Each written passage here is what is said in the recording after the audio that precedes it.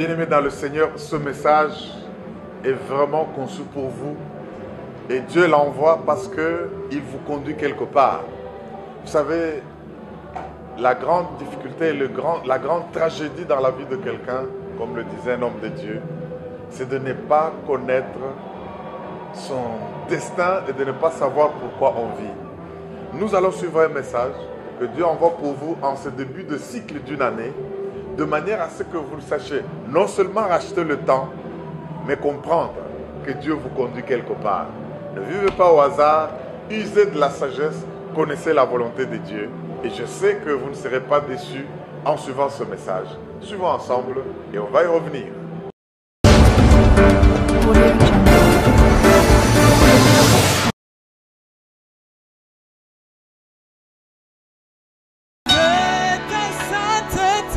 Ah, tu m'emmènes,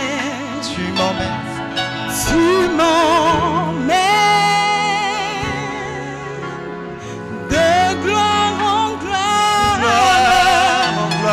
de gloire en gloire, Seigneur. Tu m'emmènes dans les profondeurs de ta sainteté. Tu m'emmènes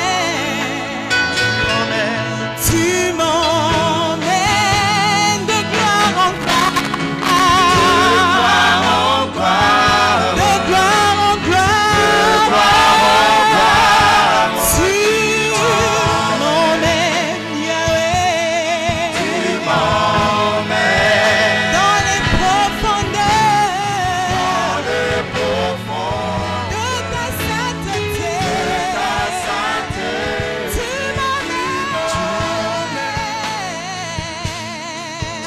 m'emmènes de gloire en gloire, de gloire en gloire.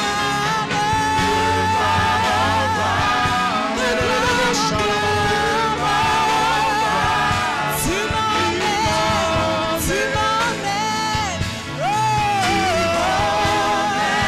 dans les profondeurs.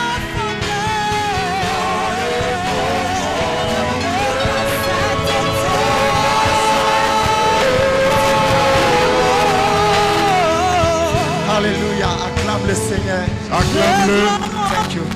acclame-le très fort. De gloire en gloire, Acclame-le de très fort. gloire en gloire, tu m'emmènes. Alléluia. Est-ce qu'il y a quelqu'un qui peut pousser des cris de joie parce qu'il est plus haut?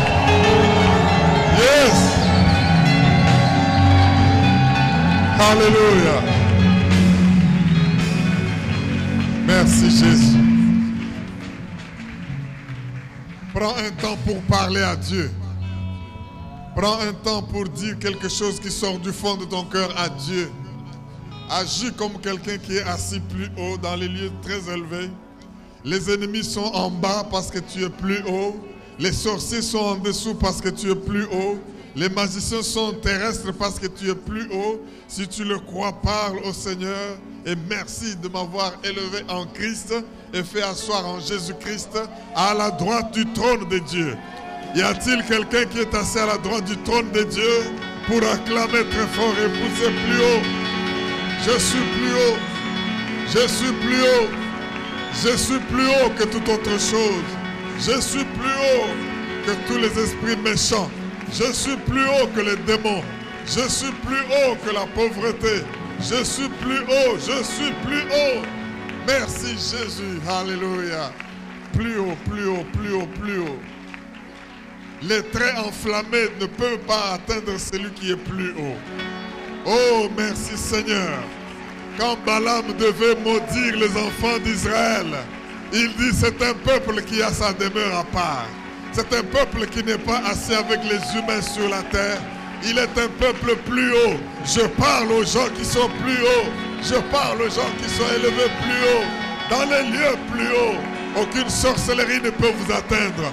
Dans les lieux plus hauts, la divination ne peut vous atteindre. Dans les lieux plus hauts, aucun trait enflammé ne peut vous atteindre. Je dis que nous sommes plus hauts. Est-ce que tu peux dire yeah? Dis avec moi, je suis plus haut. En Jésus-Christ, aucun trait enflammé du diable ne peut m'atteindre. Au nom de... Oh, mais maintenant, acclame bien. Acclame bien. Plus haut. Plus haut. Plus haut. Merci Jésus. Père, nous venons en ta présence avec des attentes, avec espoir, et nous savons que notre espoir ne sera jamais déçu, parce que l'espérance ne trompe pas. Tu es fidèle à ta parole. Nous sommes venus en ta présence, ô Dieu, pour nous abreuver. Comme une biche soupire auprès des eaux, nous venons, ô Éternel, soupirer auprès de ta parole.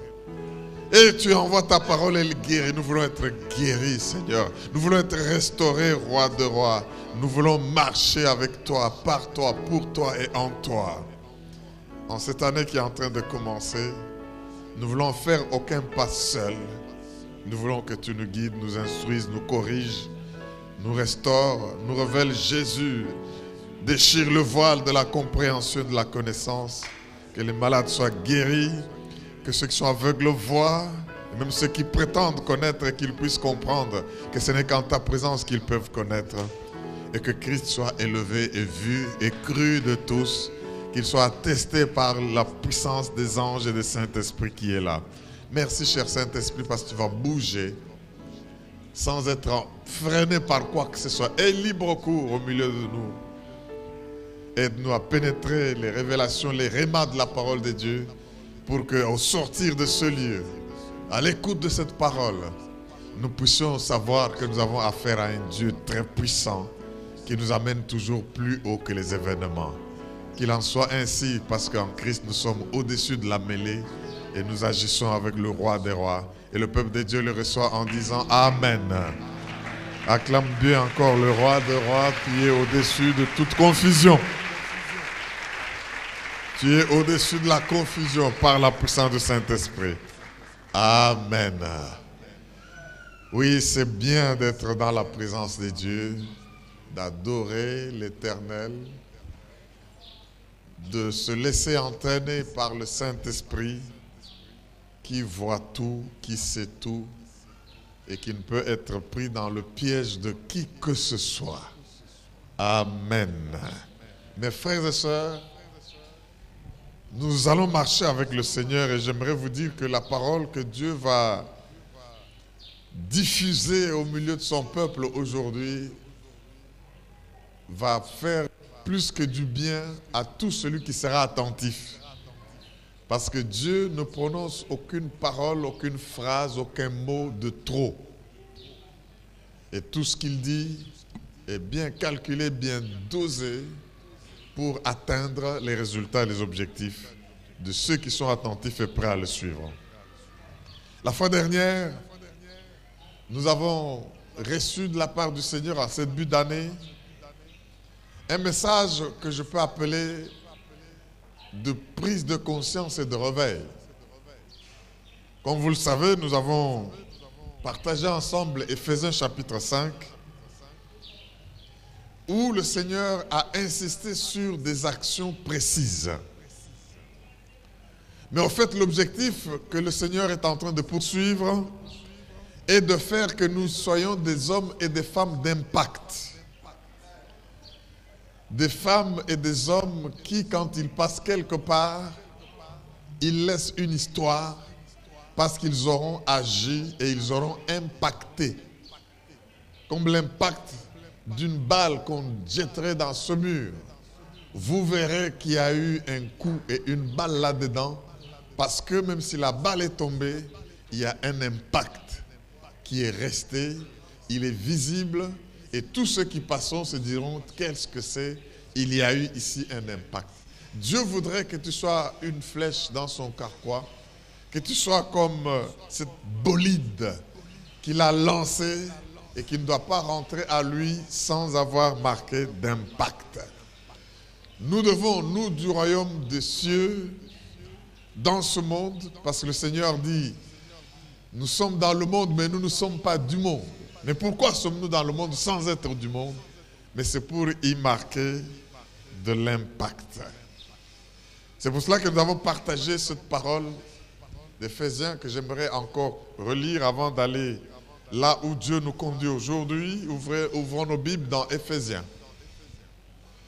le chapitre 5. Éphésiens chapitre 5,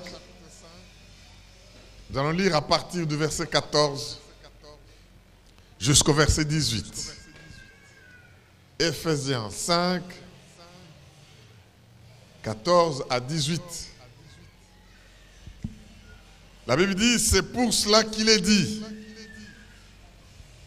réveille-toi, toi qui dors, relève-toi d'entre les morts, et Christ t'éclairera. Prenez donc garde de vous conduire avec circonspection, non comme des insensés, mais comme des sages. Rachetez le temps. Dites avec moi, rachetez le temps. Dites-le avec conviction, rachetez le temps. Oui, il y a une raison à cela, car les jours sont mauvais. C'est pourquoi ne soyez pas inconsidérés, mais comprenez quelle est la volonté du Seigneur. Ça, c'est important parce que tout ce que nous faisons arrive à aboutir à un objectif, comprendre la volonté du Seigneur. Dieu a une volonté sur ta vie. Dieu a une volonté sur notre vie en tant qu'Église. Dieu a une volonté sur notre nation en tant que nation.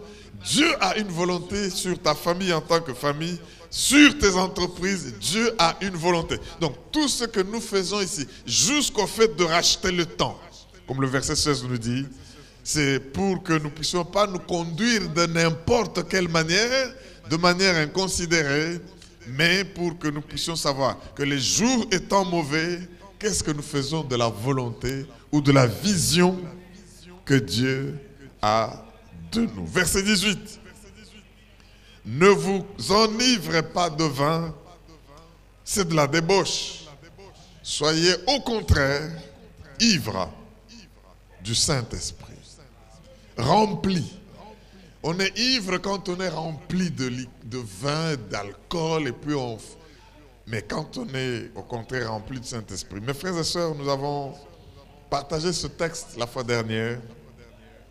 Il y a plein de choses que nous pouvons dire. J'aurais bien voulu lire d'autres versions et nous allons comprendre que le Seigneur est terrible dans ce qu'il nous parle et il nous conduit quelque part. Laissez-moi vous lire la version que peut-être que tout le monde n'a pas, celle de la parole de vie. Éphésiens 5, 14 à 18, dans parole de vie. En effet, tout ce qui apparaît clairement deviendra lumière. C'est pourquoi on dit, réveille-toi, toi qui dors, lève-toi du milieu des morts, et le Christ t'éclairera de sa lumière. Faites bien attention à votre conduite. Ne vivez pas sans réfléchir. Vivez plutôt comme des sages, la sagesse. Des sages qui savent profiter du temps que Dieu leur laisse. Les jours que nous vivons sont mauvais. C'est pourquoi ne soyez pas stupides, mais comprenez bien la volonté du Seigneur. C'est là que ça aboutit. Ne buvez pas trop de vin. La boisson pousse les gens à se détruire. Mais soyez remplis de l'Esprit Saint. La boisson pousse les gens à se détruire. Et l'autre version dit, la boisson, c'est la voie qui mène à une vie de plénitude. Le Saint-Esprit, soyez remplis. Ne cherchez pas l'ivresse que produit le vin. Cela mène à une vie déréglée, au libertinage et à la perdition. Mais buvez à longs traits, ça c'est parole vivante, à la coupe de l'Esprit. Laissez-vous constamment à nouveau remplir. Laissez-vous constamment à nouveau rempli du Saint-Esprit et cherchez en lui votre plénitude. est-ce que nous pouvons acclamer la parole du Seigneur? Alléluia. Gloire à Dieu. Mes frères et sœurs, Dieu nous a dit, réveille-toi. Nous l'avons dit la fois dernière, Dieu ne parlait, Paul n'écrivait pas aux gens endormis comme vous et moi cette nuit. Mais il parlait aux gens qui menaient une vie, qui vivaient mais dormants. Il y a un style de vie tel que quand tu le mènes, on regarde, on dit, la personne ne sait pas tirer profit du temps que Dieu lui donne. Tu es comme en train de somnoler. Les choses se passent, tu ne sais quoi faire. Et Paul dit, ce n'est pas de cette manière que vous devez vivre. Réveillez-vous, soyez conscients de ce que Dieu est en train de faire. Donc ces hommes et femmes, respiraient, marchaient, allaient au travail, faisaient des activités, mais qui n'avaient rien à voir avec la volonté de Dieu pour eux. Ça, c'est endormi. C'est-à-dire, Dieu veut que vous fassiez ceci, que vous allez là-bas, que vous obtenez tel résultat, mais vous faites tout à fait autre chose, vous êtes endormi par rapport à votre destin, par rapport à la volonté que Dieu a pour vous. Alors il dit, réveille-toi, mais ne te réveille pas en restant couché. Relève-toi. Alors, quitte ton lit, quitte ce que tu as toujours fait comme d'habitude. Christ t'éclairera. Christ sera ta lumière. En d'autres termes, l'avons dit, Christ va afficher. Christ va exposer. Et n'oublions pas que Christ n'est pas le nom authentique de Jésus ou le nom de famille de Jésus. Christ, c'est une expression pour dire le roi oint qui est venu avec l'onction pour libérer les captifs, sortir ceux qui sont dans la prison, guérir les malades, annoncer une année de grâce, libérer. Ce Christ-là, ce oint-là, va exposer les choses que tu ne pouvais pas voir si tu étais toujours couché et endormi. Je voudrais encore une fois insister en disant qu'il faut que cette année, nous soyons non seulement des gens réveillés, mais des gens relevés, qui marchent et que l'oint et l'onction du oint est en train d'éclairer. Il y aura des trous, ne vous en faites pas.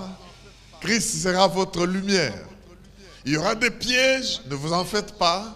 Christ va exposer. Il y a des gens qui vont s'infiltrer dans votre travail, dans votre église, dans vos activités pour vous détruire de l'intérieur. Ne vous en faites pas. Si vous êtes réveillés, vous verrez que Christ va afficher, exposer tout ce qui peut vous faire du mal. En cela, il est votre lumière, mais il le fait quand tu es réveillé et quand tu es debout. Est-ce que quelqu'un debout dit Amen? Nous ne devons donc pas vivre comme l'avons vécu tout le temps passé. Dieu voudrait que nous puissions nous appliquer à une vie pratique. C'est là qu'intervient le besoin de la sagesse. Ne vous comportez pas comme des stupides, comme des insensés, mais comme des sages. Donc cette année est une année de la sagesse, de l'application de ce que nous connaissons et de ce que nous avons compris. Une année de la sagesse. L'année où nous prenons les problèmes humains et nous faisons injecter les solutions divines. C'est cela la sagesse. Vous trouvez un problème, mais vous travaillez ce problème en y apportant la solution divine. C'est ça être sage. Tout problème a beaucoup de possibilités de solutions. Chacun peut avoir sa solution ou son point de vue sur une situation ou une autre, mais un homme sage va chercher non pas les solutions des hommes, non pas les solutions de sa chair ou de sa tête, ça c'est être endormi, mais un homme sage va dire quelle est la solution que Dieu a pour ce problème. Et comme Christ vous éclaire, eh bien vous allez avoir la solution. Est-ce qu'on peut dire Amen? C'est une année où nous devons savoir distinguer le bon du mauvais. C'est une année où nous devons distinguer, faire les différences entre les choses, entre les circonstances, parce que c'est cela la sagesse, et n'adopter que ce qui est conforme à la volonté de Dieu, en sachant que en tout cela, nous devons racheter le temps. Ton temps, nous ne le dirons jamais assez, c'est ta vie. Ta vie, c'est ton temps. Et avec cela, bien-aimés, nous devons marcher avec une foi persévérante, marcher avec une foi passionnée. C'est pour cela que nous avons dit, mes frères et sœurs, que dès que vous connaissez la volonté de Dieu, commencez à poser des actes. C'est ça être réveillé. Vous êtes endormi si vous savez que Dieu vous veut faire ça. Vous êtes en train de faire ceci et vous continuez de le faire. Ça, c'est être endormi. Mais quand vous savez ce que Dieu vous veut, je l'ai dit, ne vous compliquez pas le bidon en disant « Je n'ai pas qui peut me soutenir. Je n'ai pas les équipements qu'il faut pour faire cela. Je n'ai pas l'argent ou les moyens pour le faire. » Dieu ne travaille pas de cette manière-là. Dieu travaille d'abord avec la vision, une vision bien planifiée. Et dès qu'il voit que vous avez le désir et vous avez la décision, la détermination de faire la chose, alors le Dieu à qui appartient l'or et l'argent apporte la provision. C'est pour cela, mes frères et sœurs, quand Dieu vous dira de faire quelque chose, ne commencez pas par lui dire, mais je n'ai pas de l'argent pour ça. L'argent n'est pas votre problème. Je n'ai personne qui peut m'aider. Les ressources humaines ne sont pas votre problème. Je n'ai pas de moyens. Les moyens ne sont pas votre problème. C'est Dieu qui est le Dieu des moyens. Il dit, réveille-toi, relève-toi. Christ va exposer en tant que lumière. La lumière, c'est ce qui chasse les ténèbres pour que tu vois où tu vas. Dieu fera que Christ te conduise et que tu saches où tu vas. Il faut donc racheter le temps. Nous l'avons dit que l'ennemi, quand il sait qu'il ne peut pas te troubler, quand il sait qu'il ne sait pas te tuer, il va chercher à jouer sur l'ignorance de la volonté de Dieu. Parce que si tu ne connais pas la volonté de Dieu, tout ce qui va se présenter à vous, vous allez l'aimer. Un homme qui connaît la volonté de Dieu, parce que c'est ça même la raison d'être. Ce que Dieu veut que tu sois, ce que Dieu veut que tu fais, eh bien, le rachat du temps est lié à la connaissance de la volonté de Dieu. Au fait, à la connaissance de son destin. C'est pour dire, mes frères et sœurs, c'est la volonté de Dieu qui va déterminer les décisions que je prends. C'est la volonté de Dieu qui va déterminer les gens que je vais fréquenter. C'est la volonté de Dieu qui va déterminer le lieu où je me rends. C'est mon destin, le destin de ma vie qui va déterminer qu'est-ce que je peux dire, à quoi je peux dire oui et à quoi je peux dire non. Bien aimé, on ne peut dire non que là où le oui est connu. Et on ne peut dire oui que là où le non est connu. Mais qu'est-ce qui peut me pousser à dire ici je dis oui et là je dis non? C'est la volonté de Dieu. C'est mon destin. Mais vous allez voir des gens qui ne savent pas qu'est-ce que Dieu attend de cette année, en train d'accepter n'importe quelle compagnie, en train d'accepter n'importe quelle invitation. Vous savez, je l'ai dit et j'insiste, quand le diable verra que tu ne sais pas à quoi tu es appelé, il va chercher à bouffer ton temps. Comment peut-il le faire? Il va t'apporter les bonnes choses. J'aimerais le dire et j'insiste, toute bonne chose n'est pas bonne pour vous. Si vous dites bien amen, je vais ajouter quelque chose.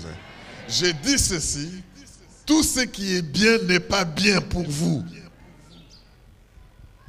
Le diable peut venir aujourd'hui dire, bon, comme tu aimes trop des fantasmes et toutes les bonnes choses qui font plaisir, il va te faire une mission sur la lune. Tu vas dire, waouh, Zambara Lakate, je peux aussi marcher sur la lune. Mais c'est pour que tu perds le temps. Parce que pour aller sur la lune, on va te dire, d'abord tu vas arriver aux États-Unis, à la NASA. C'est dans l'état de Dallas, à Houston. Et puis dès que tu arrives là, il y aura un temps de préparation pour comment vous habiller, porter tout. Entre-temps, ce que vous devez faire selon la volonté de Dieu, chôme à Kinshasa. Mais vous vous dites seulement, mais c'est aux États-Unis, c'est bien, j'irai à la lune, quand je rentrerai, je vais raconter. Le diable est content parce qu'il a affaire à quelqu'un qui ne sait pas la volonté de Dieu pour lui. Mais si tu sais la volonté de Dieu et que pendant le même temps, tu dois être en train d'être quelque part, en train de monter un business par lequel Dieu va véhiculer beaucoup d'argent dans ton ministère, le diable te fera aller à la NASA gratuitement. Il y a des gens qui aiment la gratuité, gratuitement. Quelqu'un m'a dit hier, attention, il y a les Chinois qui disent, vous allez venir chez nous, consultation gratuite. Mais quand tu arrives, consultation gratuite, après on trouve toujours une maladie. Et quand on trouve toujours une maladie, on fait une prescription. Et quand on fait la prescription, vous devez acheter. Alors, où est l'avantage de la consultation gratuite là-bas? Jamais personne n'a vu ces gens-là et est rentré sans qu'on dise qu'il est malade. Tu arrives là, consultation gratuite. Comme on n'aime pas payer les 5000 francs de fiches, on arrive chez les Chinois. Consultation gratuite. Et on marche là avec Pessanzele. On marche comme des gens là qui sont en train de phaser. Consultation gratuite. Mais tu arrives, toute une fiche de médicaments. Premièrement, tu dois prendre des noms compliqués. Deux, tu dois prendre ceci. Et où est-ce qu'on peut l'avoir? C'est dans leur pharmacie. Et quand tu vas là-bas, ce n'est plus les produits gratuits.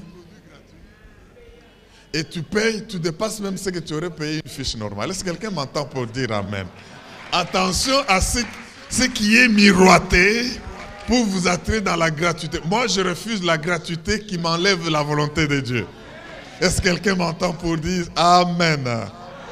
Il faut que la connaissance de Dieu vous pousse même à choisir qui est votre ami. Aimez tout le monde, mais ne soyez pas amis de tout le monde. Soyez amis de tous ceux qui vont vous pousser à accomplir la volonté de Dieu dans votre vie. Même Jésus a choisi ses amis. À un moment donné, même certains membres de sa famille, Jésus ne marchait pas avec eux. Il dit, qui est mon membre de ma famille? C'est lui qui fait la volonté de mon Père. Oh, ton père et ta mère t'appellent dehors. Mon père et ma mère, c'est qui mon père et ma mère? Il pose lui-même la question. Jésus aime les questions. Et il répond, mon frère et ma soeur, mon père et ma mère, mes frères, c'est celui qui fait la volonté de mon Dieu. Il faut que la volonté de Dieu détermine même votre programme de chaque jour. La volonté de Dieu doit vous pousser à vous dire, je ne peux pas rater tel culte, je ne veux pas rater telle campagne d'études bibliques, peu importe. Vous savez, il y a des gens qui viennent vous visiter qu'à l'heure où vous devez quitter pour aller à l'église. Si vous ne comprenez pas la volonté de Dieu, vous allez dire, bon, comme ils viennent d'arriver, je vais rester avec eux. Et vous allez rater un culte où Dieu devait vous parler et vous donner des bénédictions parce que vous avez voulu faire plaisir à quelqu'un qui est venu au mauvais moment pour vous visiter. Vous allez remarquer, bien aimé, que ça se passe toujours comme ça. Donc, dès qu'il y a un grand rendez-vous, c'est alors qu'une certaine visite l'arrive. Et c'est même une personne que vous respectez beaucoup. Si vous n'avez pas le courage de lui dire, oncle ou papa ou maman, je regrette, à moins que nous allions ensemble à l'église et après on va causer, vous allez dire, ok, trouvez-lui un coca, trouvez-lui un ceci, ok, j'étais de passage et j'ai dit seulement que je vais visiter ce jeune homme. Tu me visites au mauvais moment? Est-ce que tu ne peux pas acclamer Dieu qui a la volonté pour toi? Alléluia! Que la volonté de Dieu dicte les décisions que vous prenez et des choix que vous opérez, parce que vos choix et vos décisions déterminent votre futur. Vous prenez de mauvaises décisions, vous affectez votre futur négativement. Et le passage que nous venons de dire, bien-aimé, nous dit, ne vous enivrez pas de vin, c'est de la débauche. Ça veut dire quoi? Ne voyez pas le vin que le vin tel qu'on voit. Considérez, vous savez, il y a des gens qui les soucis les dépassent. ils veulent s'enivrer un peu. Mais ça veut, pendant que vous êtes ivre là, vous consommez le temps. Parce que le temps ne va pas s'arrêter du fait que vous êtes ivre. Et votre temps, c'est votre vie. Alors, tout le temps que vous passez sous les soupunatolo là, mais c'est votre vie qui est en train de se passer. Et c'est la débauche. Ça veut dire que ça entraîne au dérèglement. Donc, le temps où vous êtes déréglé, du fait d'avoir pris du vin et ivre, c'est la vie qui est en train de passer. Alors, réveille-toi signifie aussi, ne te laisse pas entraîner dans ces choses-là inutiles qui bouffent le temps. Ajoutez à cela toute la liste de tous les stupéfiants. Cigarettes, drogue, tout ce qui peut vous envoyer dans les vapes, là, dans le temps où vous n'êtes plus conscient du temps. Il y a de ces choses-là, quand vous les prenez, ça vous met dans les conditions où vous n'êtes plus conscient du temps. Ça bouffe votre vie, mais au contraire, soyez remplis du Saint-Esprit, parce que c'est le Saint-Esprit qui peut vous conduire et vous faire beaucoup de bien. Alors nous devons faire quoi? Racheter, revaloriser, reprendre contrôle de notre temps, reprendre possession de notre temps, refaire de l'engagement pour notre temps, reposséder. Donc il ne faut pas que votre temps soit manipulé, travaillé par quelque chose d'autre que vous. C'est cela, racheter le temps. C'est pour cela, bien-aimés dans le Seigneur, tout ce qui est parasite, individu. Il y a des gens, ils prennent rendez-vous, c'est juste pour venir causer des bêtises. Il n'a rien à faire. Il vient vous bouffer le temps. Nous devons le repousser. C'est pour cela que le Seigneur nous a dit, attention à ceux du dehors. Les bouffeurs du temps ne sont pas que des frères et sœurs, mais même certains païens. Colossiens 4,5 nous a dit quoi? Quand nous avons lu Colossiens chapitre 4, verset 5, la Bible nous dit, conduisez-vous avec sagesse envers ceux du dehors et achetez le temps. Voilà. Donc il y a un lien entre racheter le temps et nos rapports avec les inconvertis. Il y a un lien entre notre temps, c'est-à-dire notre vie. Le temps, c'est la vie.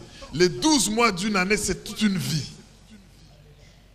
Il y a un lien entre tous les mois que tu as, tous les jours et toutes les semaines que tu as, vis-à-vis de tes rapports avec ceux du dehors. C'est pour dire quoi? Pour ceux qui sont au dehors, nous devons nous comporter, nous conduire avec une bonne application de ce que nous connaissons. Quand vous remplacez le mot sagesse. Donc la Bible dit, conduisez-vous avec une bonne application de ce que vous connaissez et comprenez vis-à-vis de ceux du dehors. Comme objectif, racheter le temps. Ça serait bizarre, en tant qu'enfant de Dieu, d'avoir des amis inconvertis avec qui on passe beaucoup de temps. Ce n'est pas normal. Il faut nous comporter avec sagesse. Nous sommes dans le monde, mais nous ne sommes pas du monde. Toutes ces choses, nous les avons entendues, nous les avons appris, nous les avons échangées la fois passée. Je voudrais, mes frères et sœurs, que nous n'oublions pas que la plus grande arme que le diable a, c'est de nous miroiter des opportunités qui n'en sont pas. C'est de nous faire faire des bonnes choses, apparemment bonnes, mais pour tuer notre temps, le diable veut s'attaquer à notre objectif. Il peut vous donner des options, il peut vous donner des alternatives, il peut même vous faire des offres, mais son but, c'est de tuer votre temps. C'est pour cela, parlant de la volonté de Dieu, le Seigneur voudrait que nous puissions insister sur une chose, c'est l'obéissance à Dieu. J'aimerais suggérer que cette année pour chacun de nous, ici à Logos Rema, soit une année où nous sommes décidés d'être obéissants à Dieu. Et on ne peut obéir à Dieu que quand on connaît sa volonté. Et c'est même ça que nous devons retenir. Il n'y a pas la foi là où il n'y a pas la connaissance de la volonté de Dieu. Alors il dit, réveille-toi, relève-toi, Christ est clair, tu dois maintenant connaître la volonté de Dieu parce que la foi ne commence que là où la volonté de Dieu est connue. Tu ne peux pas me dire que tu as la foi si tu ne me montres pas que tu connais la volonté de Dieu dans ce que tu veux croire. Oh mon Dieu!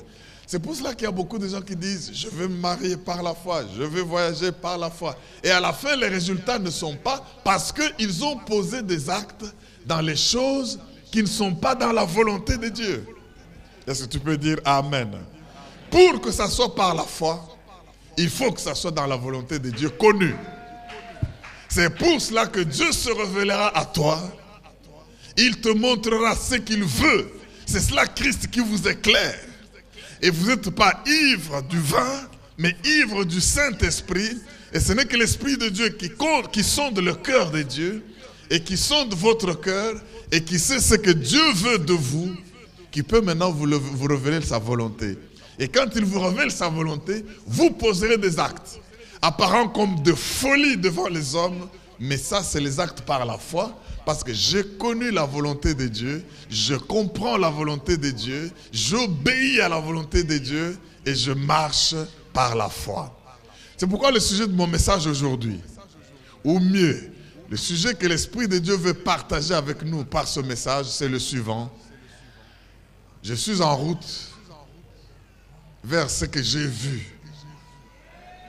en Jésus-Christ. Je suis en route vers ce que j'ai vu en Jésus-Christ. J'aimerais que chacun se tienne debout et fasse quelque part en disant « Je suis en route vers ce que j'ai vu en Jésus-Christ ». Dis-le avec foi, « Je suis en route vers ce que j'ai vu en Jésus-Christ ». Acclame pour toi-même parce que tu es en route.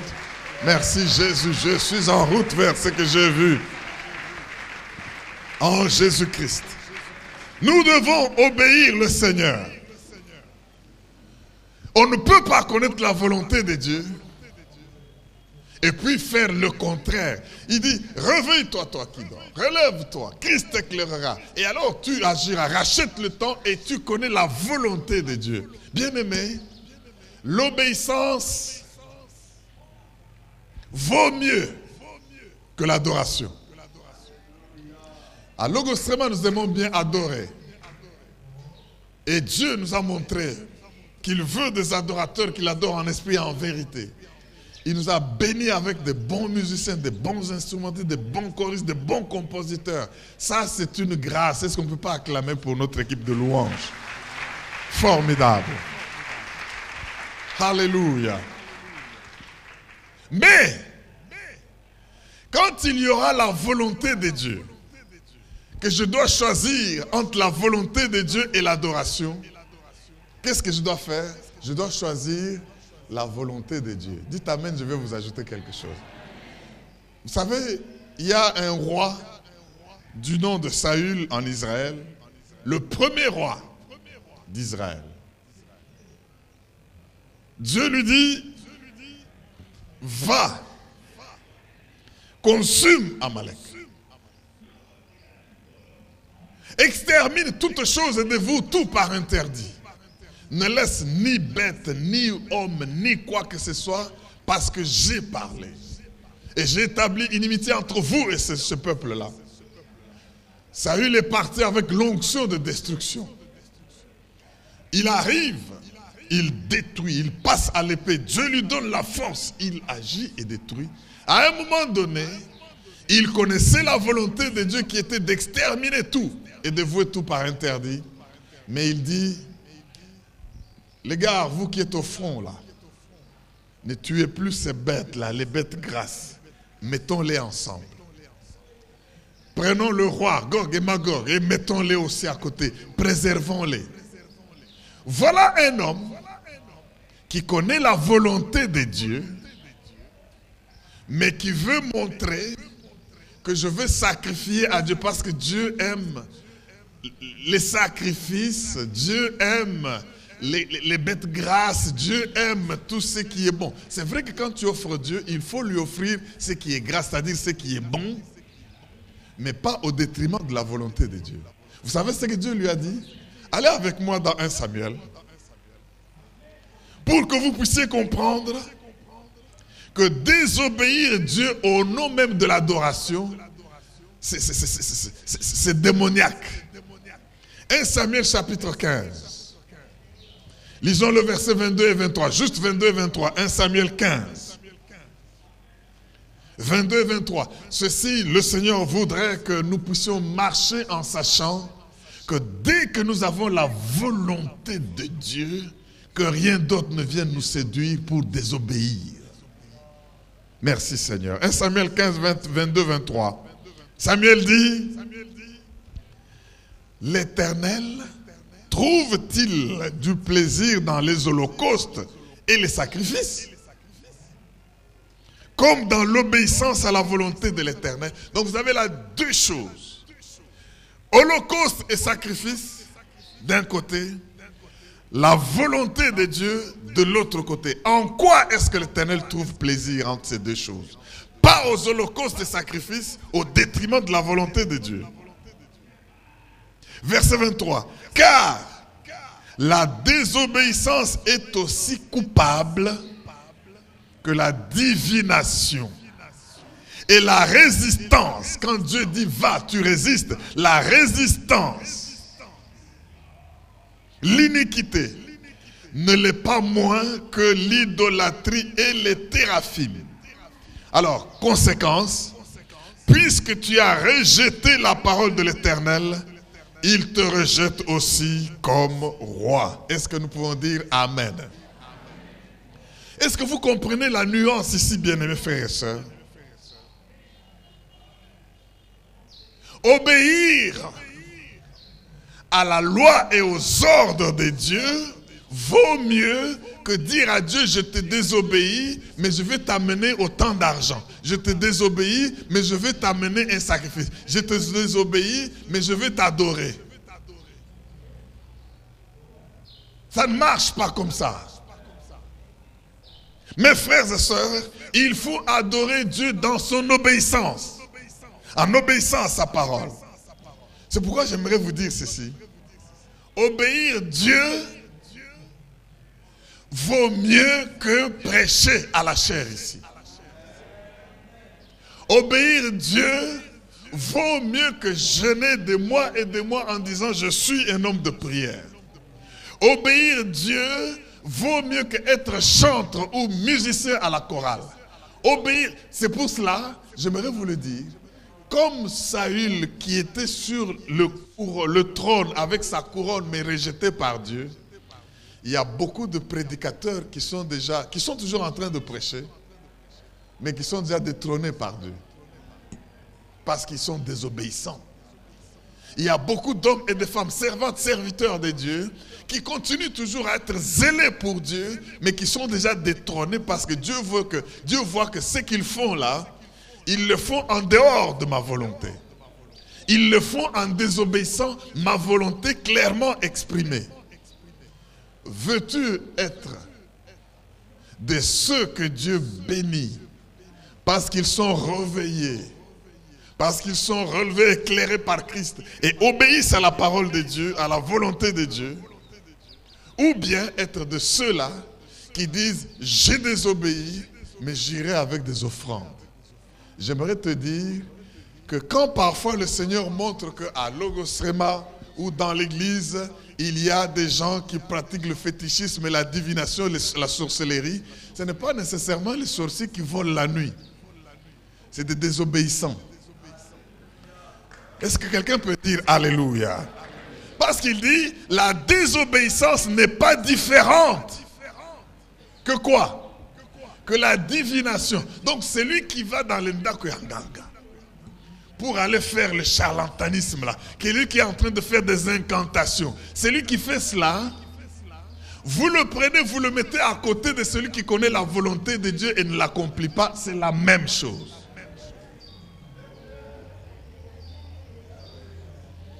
Donc, le Seigneur montre ici que l'idolâtrie, vous prenez quelqu'un qui est derrière les statues, en train d'adorer les statues, les fétiches, en train de faire l'enzolo à Bakishila, en train d'offrir au Bakishi. Eh bien, si vous êtes désobéissant, même assis dans la maison de Dieu, vous n'êtes pas différent.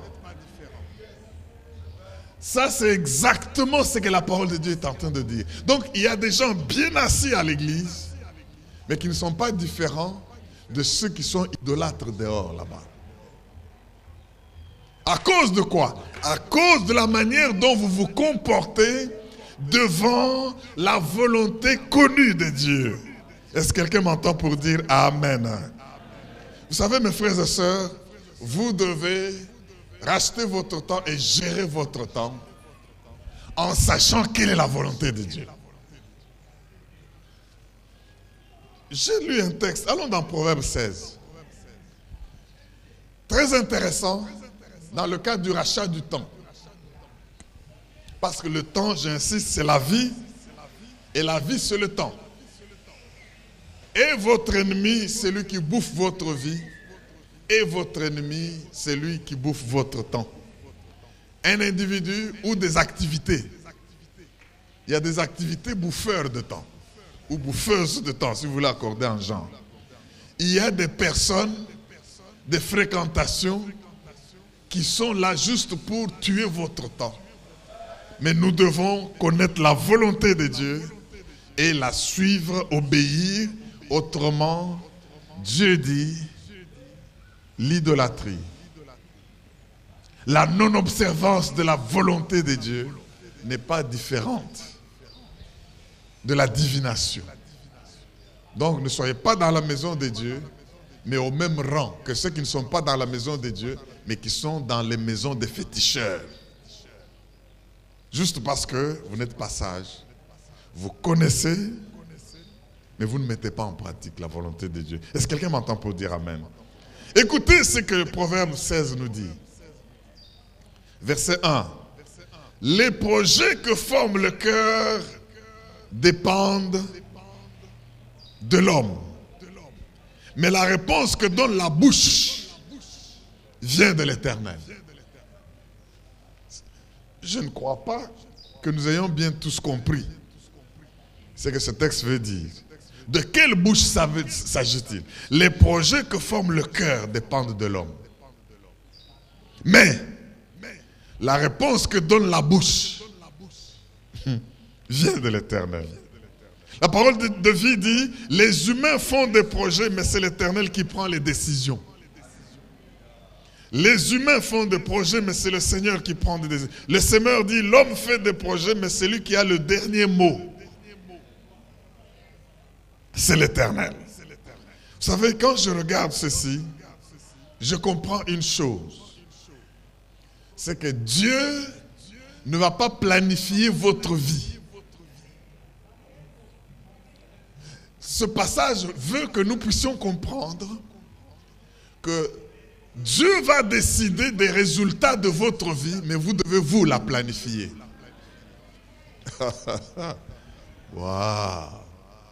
Alors il est question que tu puisses te dire, j'ai vu, c'est pourquoi le titre du message, ne l'oubliez pas, je suis en route vers ce que j'ai vu en Jésus-Christ. Dieu va te donner une vision, Dieu va te donner quelque chose que tu dois entreprendre et faire cette année. Et maintenant, quand tu as vu ce que tu as vu, planifie-le.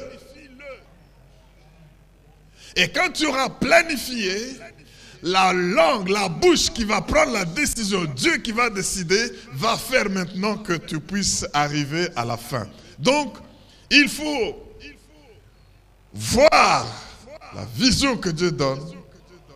Suite à cette vision, ne pas attendre que Dieu vous donne les plans d'action. Mais vous prenez le courage d'écrire la vision. Vous prenez le courage de graver la vision. Vous prenez le courage même d'installer les étapes et maintenant de les soumettre à Dieu. Lisons le verset suivant. Toujours de Proverbe 16 où nous sommes. La Bible dit, Proverbe 16, 1, 2 jusqu'à 4. Même 3. Les projets que forme le cœur dépendent de l'homme, mais la réponse que donne la bouche vient de l'Éternel.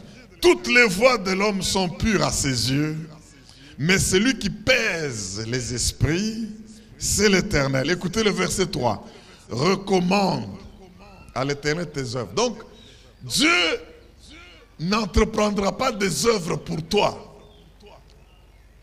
Quand on dit réveille-toi et relève-toi, c'est-à-dire des choses ne changeront pas tant que tu ne les as pas changées. Des choses ne se passeront pas tant que tu n'auras pas initié des actions pour que les choses se passent. Maintenant, quand tu as des choses à initier, quand tu as planifié selon ce que Dieu t'a montré, tu viens maintenant recommander tes œuvres à l'Éternel et l'Éternel garantit le succès, garantit les résultats. Est-ce qu'on peut dire Amen? C'est pour cela, nous sommes toujours au Proverbe 16, quand nous allons au verset 9. Ne quittez pas Proverbe 16. Le cœur de l'homme médite sa voie. Mais c'est l'Éternel qui fait quoi? Qui dirige ses pas. Et reprenons-le ensemble. Le cœur de l'homme médite sa voie. On y va. Le cœur de l'homme médite sa voie. Mais c'est l'Éternel qui dirige ses pas. Là, je dois m'arrêter parce que je ne crois que nous n'avons pas tous bien compris. Dieu va vous montrer, vous donner des visions de ce que vous êtes, de ce que vous allez devenir, selon sa volonté et dans son plan. Parce que la Bible dit, Dieu a un plan et de l'avenir pour vous, c'est le plan de bonheur. Ça, c'est la finalité, le but, la raison d'être de votre vie. C'est dans la main de Dieu. Maintenant, quand Dieu te met cela à cœur, il produit des désirs. Toi, tu dois planifier. En janvier 2015, je fais ceci. Première semaine, deuxième semaine. Février, comme je vois la volonté de Dieu, je fais ça. Et puis en mars, je fais ceci, je fais tel déplacement, j'accomplis cela. En juin, je fais... Eh bien, Dieu regarde que tu as le désir et la passion selon ce qu'il t'a montré. Écoutez, Dieu vous montrera le dessin final, mais Dieu ne vous montrera pas les étapes. Dieu ne vous montrera pas les pas que vous allez faire pour arriver à ce dessin là-bas. Dites amen, je vais ajouter quelque chose. C'est pour dire, comme tu as planifié ce qu'il a mis en toi, si tu dois arriver là, que tu fais un pas ici, Dieu fera que ce pas se dirige. Tu veux aller là-bas, Dieu fera que ce pas, parce qu'il sait où tu vas arriver. Est-ce que tu peux dire amen? Donc tu as des désirs, tu as des projets, mais c'est l'Éternel qui dirige les pas. Tu vas rencontrer des gens inattendus, tu vas voir, vous savez, laissez-moi vous donner le cas illustratif de Joseph. Dieu montre une vision et Joseph voit qu'il est sur le trône. Ça, c'est la fin de sa vie. Joseph voit que tous ses frères viennent, se prosternent devant lui. Ça, c'est la fin. Mais Dieu se refuse de lui montrer les pas qu'il va faire pour arriver au trône. Alléluia. Et dites amen, je vais vous montrer quelque chose. Dites un peu mieux que cela. Amen. Alléluia. Dieu ne montre pas les étapes à Joseph. Parce que, imaginez, Dieu dit à Joseph, tu vas être premier ministre en Égypte. Oh, d'abord, tu n'es pas égyptien. Et avant d'y arriver, tes frères vont te haïr. Ils vont déchirer ton vêtement que ton père va te donner, y mettre du sang pour montrer qu'on l'a tué. Et un d'eux va se lever pour dire, ne tuons pas, c'est notre frère quand même, jetons-le dans le citerne ici. Et quand il sera dans les citernes, une caravane passera et va te prendre. Aller avec toi jusqu'en Égypte. Là, en Égypte, tu seras comme un esclave acheté. Tu seras chez quelqu'un, tu travailleras bien, mais malgré le fait que tu vas bien travailler, sa femme va vouloir te prendre et quand tu vas refuser, tu vas aller en prison. Tu risques de dire, mais alors je ne veux pas refuser cette femme comme je ne veux pas aller en prison. Mais Dieu te... Et quand tu seras en prison, alors j'interviendrai et tu vas être roi. Non. Là, Joseph va dire, mon Dieu, je préfère être berger en brousse ici que d'aller dans ton trône là-bas. Acclame très fort le roi des rois. Alléluia. Oui, je préfère ce que je vois et ce qui est facile à faire. Si pour arriver à être Premier ministre, je dois faire toutes ces étapes-là, mon Dieu, garde ça pour toi. Conscient de cela, Dieu te montre la fin, mais il ne te montre pas les pas par lesquels tu vas passer. Il va seulement les guider. Toi, tu fais le pas. Quand tu veux poser là, il te fait poser. C'est pour cela que Joseph s'est retrouvé dans la citerne. Bien-aimé, Joseph s'est retrouvé où? Dans la citerne. Oh, j'aime ce film ici. Je crois qu'un jour, je finirai par le réaliser. Frère Joe est dans la citerne. Et puis, pendant qu'il est dans la citerne, il y a des scorpions qui tombent parce que c'est en brousse, dans le désert. Ou ces scorpions te mordent, te piquent, ou c'est toi qui les tues.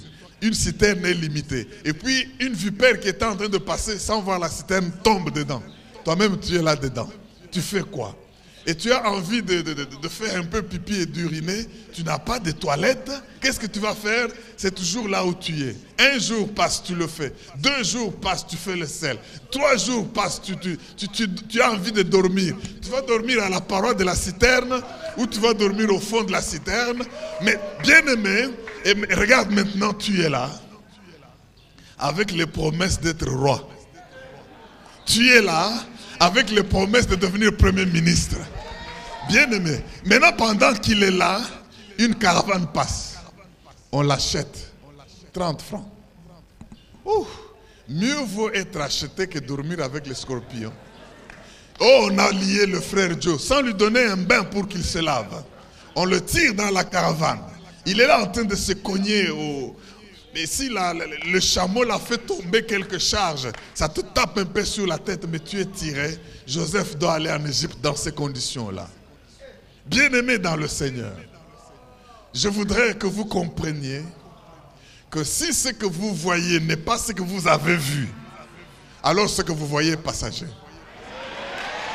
Oh, acclame le roi des rois et le Dieu vivant. Je suis en route vers ce que j'ai vu. Je suis en route vers ce que j'ai vu. J'ai vu le trône. J'ai vu que je règne. Même si je me vois dans la citerne va passer. Même si je me vois en prison, la prison va passer. Même si je me vois chez Potiphar, je quitterai chez Potiphar parce que Dieu ne m'a pas montré Potiphar, Dieu ne m'a pas montré la citerne, Dieu ne m'a pas montré la prison, Dieu m'a montré le trône.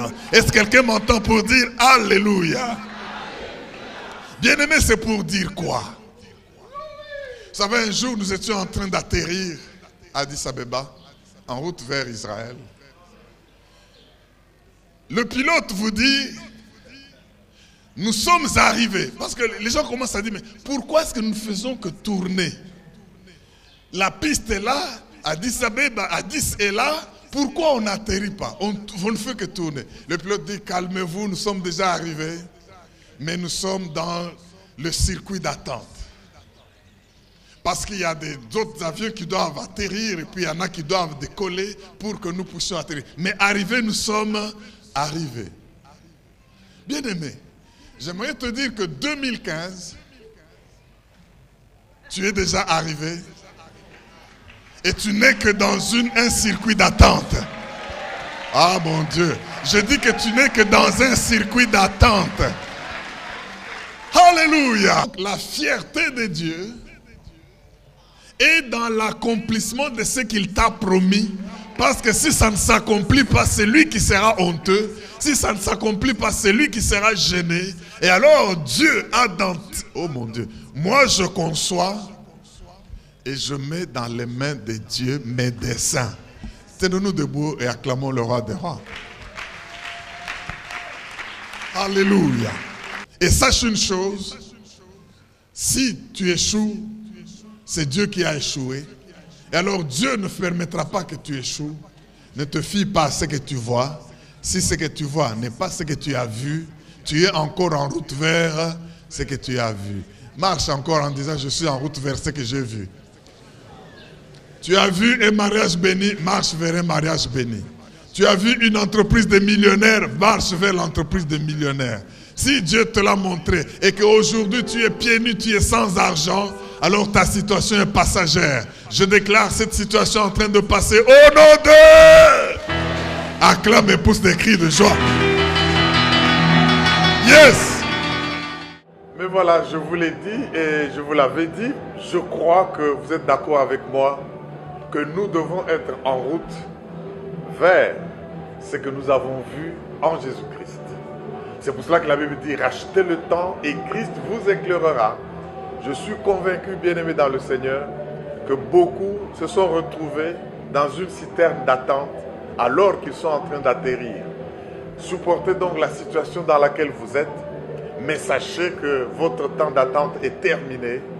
Le Seigneur envoie celui qui va vous conduire là où vous êtes en train de partir. Ne l'oubliez pas. Si ce que vous avez vu n'est pas ce que vous voyez, alors ce que vous voyez est passager. Que ça ne vous alarme pas, mais que ça vous puisse vous relever vers le Seigneur, le Dieu qui a une mission et un destin. Donc tu planifies ta vie et l'Éternel conduit tes pas. À toi de marcher, mais réveille-toi, toi qui dors. C'est ton temps, marche et tu verras que Dieu est fidèle. Invite les autres, pousse les autres à aimer Jésus-Christ parce que c'est le seul sauveur. Nous prions à Logos Rema tous les dimanches, 3 cultes, sur l'avenue Sayo, dans la commune de Kasavubu à Kinshasa. Un premier culte 7h30 en Lingala, un deuxième qui commence par la Sainte Seine à 9h30. Nous terminons vers 12h30 et à 17h, nous venons pour un culte en anglais. I want to emphasize this and to invite everybody, join us and let us serve the Lord, praising Him, adoring Him in English language. You are all invited at Logos Rema every Sunday at 5 p.m. God bless you and see you then.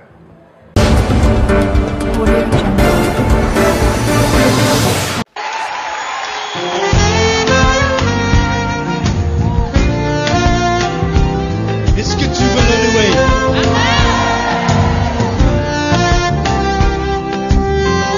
Si tu veux le louer, sache, il faut que tu le fasses avec le cœur.